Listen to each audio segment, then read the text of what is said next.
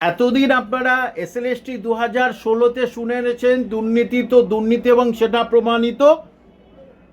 আজকের শুনে আসছেন তো অনেক দিন ধরে যে প্রাথমিকে 2014, 16, 20 ইত্যাদি সব ক্ষেত্রেই কিন্তু গরমিল ছিল। আজকের কোর্টে একদম পরিষ্কারভাবে ধরা পড়েছে যে একেবারে মানে হীরের মতো পরিষ্কার দুর্নীতি ধরা পড়েছে এবং বিচারপতি অর্ডার দিয়েছে যে রিপোর্ট তোমরা জমা দাওনি কেন প্রাথমিক শিক্ষা পর্ষদকে। আজকের কি হলো, আজকের এক জুনিয়র অ্যাডভোকেট প্রাথমিক শিক্ষা পর্ষদের সে প্রথমে গিয়েই হাবজি গাবজি যা খুশি তাই বলতে শুরু করলো, মূল মামলা থেকে সরিয়ে অন্য মামলায় চলে যেতে লাগলো যে হুজুর এটা কিন্তু দুর্নীতির মামলা নয়, এটা 5% যে এক্সট্রা সেইটার মামলা ইত্যাদি ইত্যাদি এইসব নানা রকমভাবে বলতে শুরু করলো এবং সিনিয়র নেই তাই কোনো রিপোর্ট জমা দিতে পারেনি। যেহেতু অনেক মামলা একজন বিচারপতির কাছে হয় তাই তিনি ঠিক গুলিয়ে ফেলেছেন। তারপরেই পিটিশনারদের অ্যাডভোকেট শামীম সাহেব যেই হাজির হলেন তখন কিন্তু পুরো একেবারে সব কিছু প্যান্ডোরা বক্স খুলে গেল, রহস্য বক্স খুলে গেল। সেখানে কি না, শামীম সাহেব বলে দিলেন যে হয় পিটিশনারদের চাকরি দিতে হবে এবং না হলে ওটা বাতিল করতে হবে 16,500। কোনটা করবেন হুজুর আপনার ব্যাপার। কারণ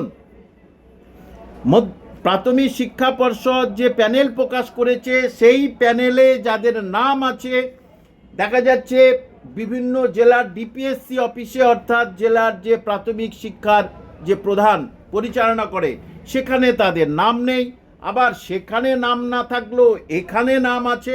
এবং দেখা যাচ্ছে কারোর মাধ্যমিকে খুবই কম নাম্বার, উচ্চ মাধ্যমিকে খুবই কম নাম্বার, তারা ঢুকে গেছে।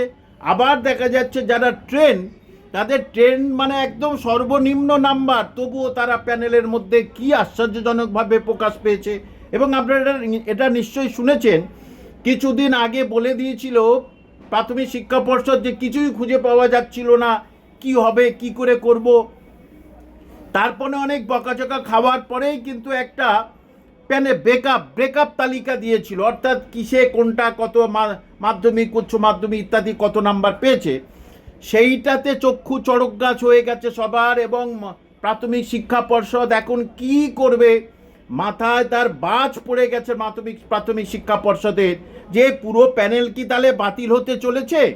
যারা শুনছেন এবং যারা মনে করছেন যে আমাদের চাকরি চলে যাচ্ছে এটা বলছেন, দেখুন আমি বলার কেউ নয়, আজকের মাননীয় বিচারপতি যেটা অবজারভেশন করেছে সেই অনুযায়ী বলছি যে সেখানে দেখা যাচ্ছে যে অনেকেই তারা কম নাম্বার তো বটেই এবং অনেকে তারা প্যানেলে নাম নেই তারা কোথা থেকে গিয়ে ডিপিএসসিতে তাদের নাম ঢুকেছে, তাহলে ডিপিএসসি সেখান থেকে টাকা খেয়েছে বা কিছু একটা হয়েছে। এরকম দেখা যাচ্ছে সারা পশ্চিমবঙ্গের যতগুলো ডিপিএসসি আছে সব ডিপিএসসি কিছু না ভুতুড়ে প্রার্থী ঢুকে গেছে, যারা একেবারেই প্যানেলের মধ্যে নেই, যে ব্রেকআপ তালিকায় যাদের নেই তারা সেখানে ঢুকে গেছে। এবং তাজ্জব ব্যাপার, আর কিছুদিনের মধ্যে, আজকের যদিও ভালো করে শুনানি হয়নি কারণ সিনিয়র ছিল না প্রাথমিক শিক্ষা পর্ষদের, যেহেতু পুরো লাইভটা আমি শুনেছি তাই আমি পরিষ্কার করে সব কিছু বলছি আপনাদের কাছে।